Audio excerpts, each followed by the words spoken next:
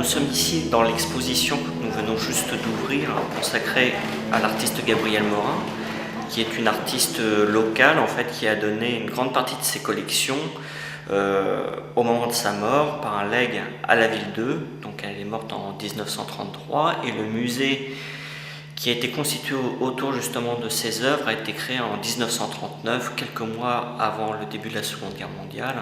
Donc le musée a fermé très très vite et c'est comme ça que les collections sont arrivées au musée Louis-Philippe. Alors les multiples aléas que les tableaux ont connus justement pendant la période de la Seconde Guerre mondiale et par la suite ont fait qu'ils sont arrivés en très mauvais état au château d'Eu. C'est-à-dire que les tableaux étaient pour la plupart destinés au grand salon parisien de peinture, donc avec une mise en place tout à fait particulière, avec des vernis pour vraiment souligner les détails. Mais ces grosses couches de vernis se sont oxydées au fur et à mesure du temps et ont créé des plaques jaunes, brunes, d'épaisseur irrégulière et véritablement qui masquaient complètement la véritable qualité des tableaux. Donc en préalable à l'exposition, il a fallu œuvrer avec une restauratrice pour pouvoir justement travailler sur les tableaux pour pouvoir les rendre complètement visibles aux visiteurs.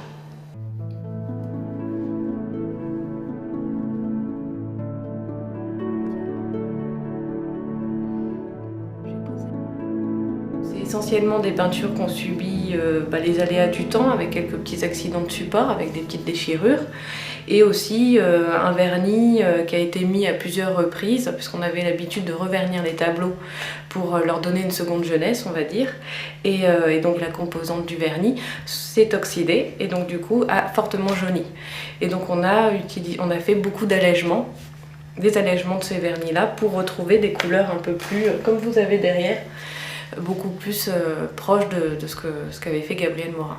Alors les outils qu'on utilise, c'est un peu ce qu'utilisent les médecins. On utilise des scalpels dès qu'on a des interventions sur le support. Ensuite, on utilise des solvants.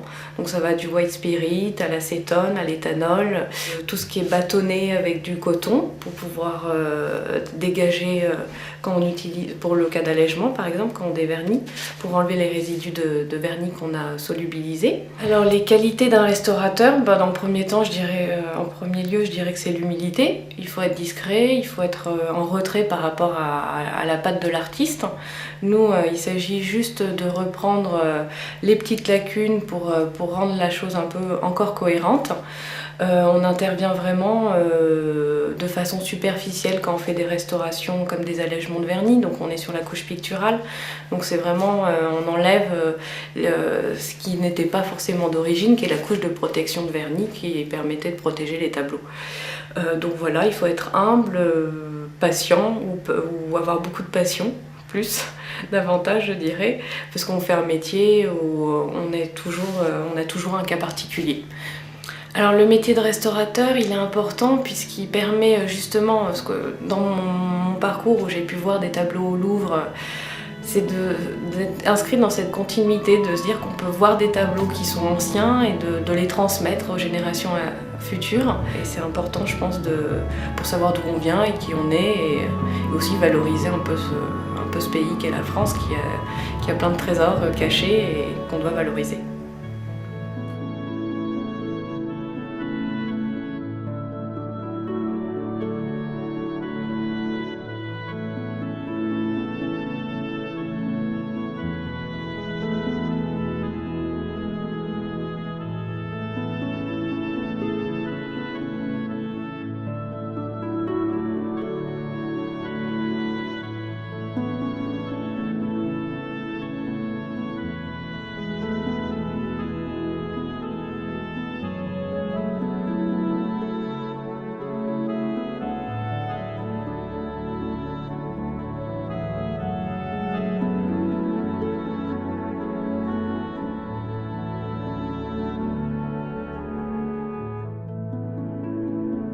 Alors cette exposition, elle s'articule en différents axes, en différentes parties, pour voir Gabrielle Morin comme peintre, mais aussi comme figure locale au sein de la ville d'Eu.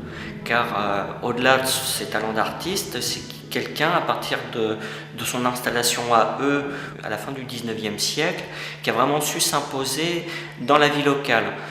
notamment par la création de l'œuvre du trousseau.